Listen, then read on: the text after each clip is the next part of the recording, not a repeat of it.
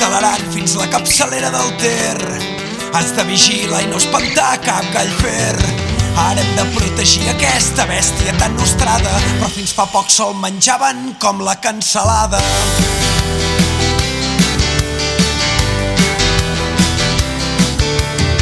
Jo que em pensava que era un gall estot i forçut, però es queda tieso si em veu un esternut. Pot ser molt resistent i aguanta bé el fred, però en moren 4 C, se m'escapa un pet. Què hem de fer amb aquest gall fer? Què collons hem de fer? Què hem de fer amb aquest gall fer? Què collons hem de fer? Canta i s'infla però quasi no vola, només ho fa per posar en calent la titola. Canta i s'infla però quasi no vola, gall fer si vas calent vés a fer una gaiola. Canta i s'infla però quasi no vola, només ho fa per posar en calent la titola. Canta i s'infla però quasi no vola, vés si vas calent vés a fer una gaiola.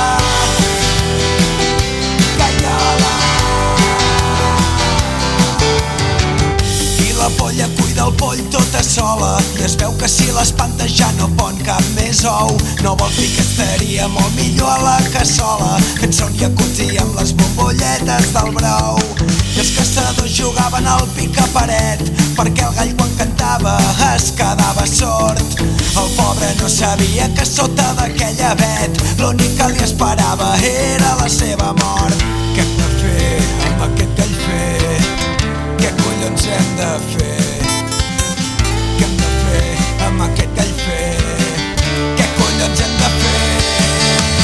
Canta i s'infla però quasi no vola, només ho fa per posar en calent la titola. Canta i s'infla però quasi no vola, gall fer si vas calent vés a fer una gaiola. Canta i s'infla però quasi no vola, només ho fa per posar en calent